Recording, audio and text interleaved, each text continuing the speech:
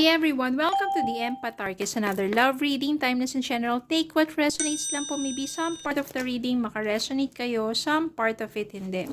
Totally makaresonate na parang kwento ninyo ito or hindi naman kaya iba't ibang mga energies kasi kung ano yung malalakas at marami maaring yun yung ating masagap. And paalala lang po na ang full moon, super moon ay sa November 16. That will be on Saturday. Malakas po ang energy ng moon 2 days before and after the full moon. So, makakatulong ito sa ating mga manifestations, meditations. Yan. Yan natin. Spirit guides, send me messages. Anong love connections ito, lessons in life and guidance na nais mong ipabati sa amin. Mga aral at gabay sa buhay pag-ibig. More messages, Spirit Guide.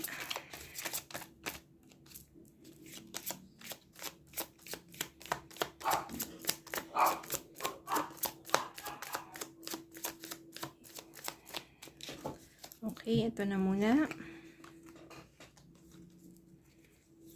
Page of Wands. The Hierophant. Six of Swords. Queen of Cups, the Tower, Nine of Swords, Seven of Swords. So, ito na unahin natin. Seven of Swords. Seven of Swords dito, ibig sabihin, deceit, lies, pagsisinungaling, hindi pagsasabi ng totoo, pagtatago sa'yo ng katotohanan, panloloko, panloloko, ano pa ba pwede nating masabi sa Seven of Swords?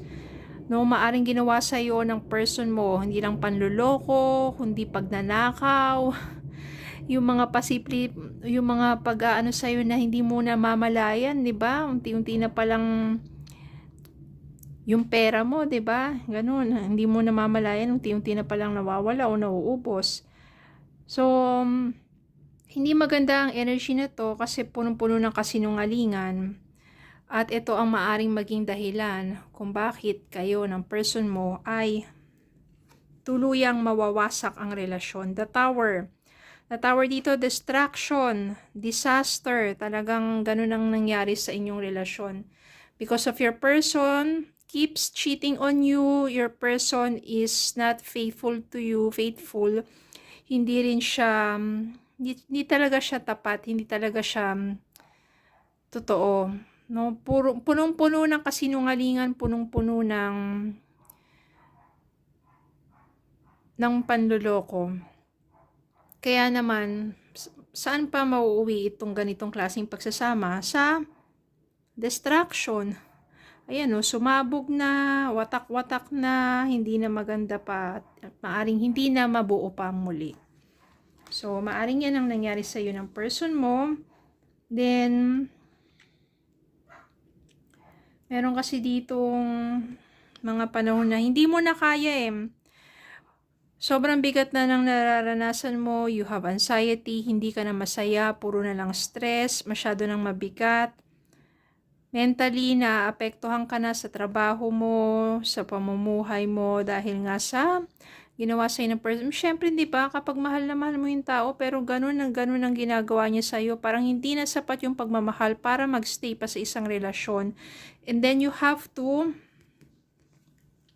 let go. Dito sa Six of Swords, ibig sabihin dito, you have to move forward na. Kailangan iwanan mo na yung ganong klaseng tao dahil hindi na nakakatulong sa'yo physically, emotionally, mentally. Yung health mo na apektuhan na hindi na rin naman masaya at tuluyan na talagang wasak na ang pagsasama. So, bakit kailangan pang magpatuloy sa ganong klaseng sitwasyon, di ba? Ikaw lang na may nahihirapan, pinahirapan mo lang yung sarili mo, pinapatagal mo lang yung sakit na nararamdaman mo. Pero once you decided, decision kasi yan eh, decision na magmahal sa isang tao, decision din kung kailangan mo nang bumitaw para na rin sa sarili mo. It is a decision for you to move forward with life na hindi nakasama ang taong yon. So, maaring yun na yung ginawa mo, nagpakalayo-layo ka na kasi sobrang bigat na. Kuha pa tayo ng isa, the Fool, tama-tama, the Fool, bottom of the deck.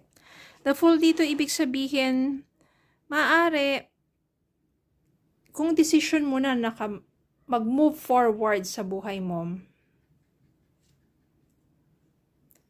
baka ito na rin yung time for you to take the risk to start over again with your life. Ibig sabihin yan, panibagong simula. Masakit, pero kailangan hindi ka manatiling nakayuko o sabihin natin, nakasadlak dun sa kalungkutan, dun sa pagdurusang yon. Kailangan mong bumangon and to face the reality of life. Kaya dito sa The Fool, maging handa ka sa panibagong simula ng panibagong yugto ng iyong buhay. New beginnings ito at dapat hindi ka matakot harapin ang panibagong simula. Panibagong pagkakataon yan na bumangon para sa'yo.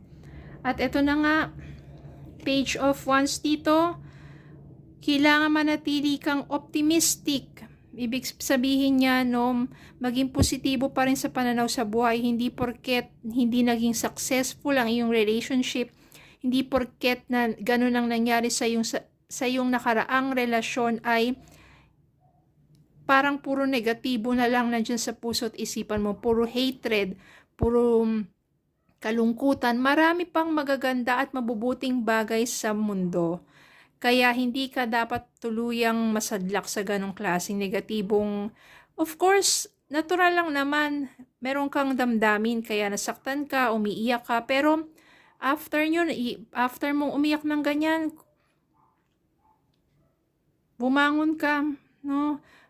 Wag ka na makinig ng mga senti ng mga music, mas maganda yung mga praises songs. Mas maganda yung mga masasayang mga kanta. Huwag ka na manood muna ng mga senti ng mga pelikula. Ganyan. All you have to do is to be positive and be cheerful in life. Tulungan mo munang mahalin at alagaan ang sarili mo. Kasi sa pag-aalaga mo sa sarili mo, magbibigay sa iyo ng maraming opportunities, especially blessings of love. At ganun na nga ang ginawa mo, kaya you turned out to be Queen of Cups. This one is very, sabihin natin, sasaya ka muli. Kahit sabihin natin wala kang pang love life, magiging masaya ka, magiging buo ka muli. Kasi ikaw lang naman sarili mo ang makakapagpabuo sa'yo, sa sarili mo, di ba? And, pagmamahal mo sa sarili mo, you will become more attractive. You will meet someone na siya yung makakatuluyan mo. The Hierophant dito means commitment, marriage.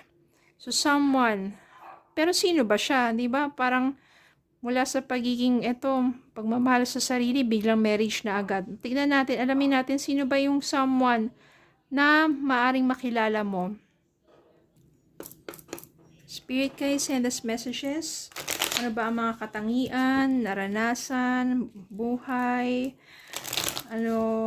Sino kaya ang kanyang makakasalamuhat bagong magiging romantic love, at maaring siya na yung makatuluyan mo.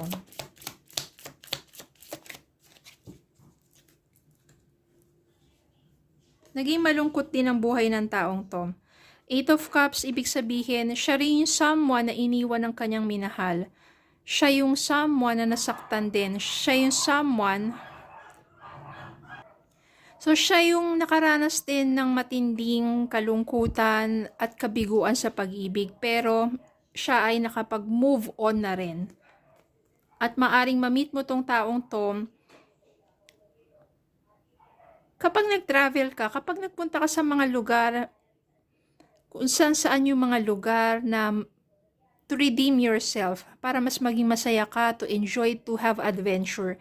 Doon mo makikilala tong taong to, or pwede rin naman na makilala mo tong taong to na nasa malayo siyang lugar at pwede mo siyang ma-meet through online.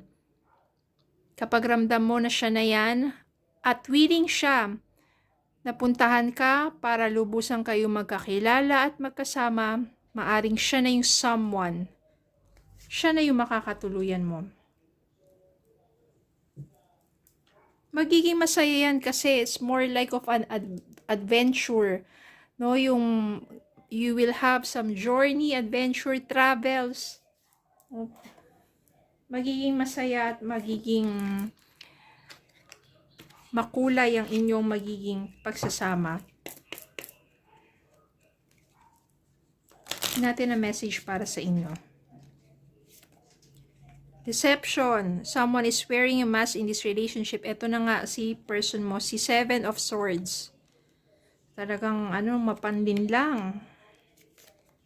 Distance. The separation you are experiencing is necessary to help the relationship grow. Pero for this one, the separation from that toxic person will help you to grow. Okay? Para sa iyo yan. Yung malayo ka na sa taong yon. Have faith. The angels are working behind the scene to make the relationship flourish. This one is for this new person. So, magtiwala ka lang dahil gumagawa ng paraan ang tadhana, ang mga anghel, ang ating mga guidance, ang universe for you to meet this person and this relationship will flourish. Okay? So, have faith pa rin sa pagmamahal. Hindi porket nasaktan ka ng una or dalawang beses na, hindi naman ibig sabihin yun is wala ng tao magmamahal sa'yo. Meron talagang itinakda para sa'yo. Maniwala ka lang. Siyempre, mahalin mo muna ang sarili mo. Huwag mong hahayaan na masaktan ng muli.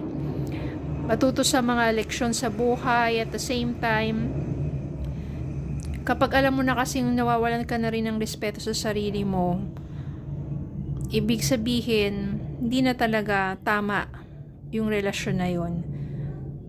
So, pakamahalin mo muna yung sarili mo, alagaan ang sarili mo, at doon, mas magiging attractive ka sa maraming blessings sa buhay mo, hindi lang sa love.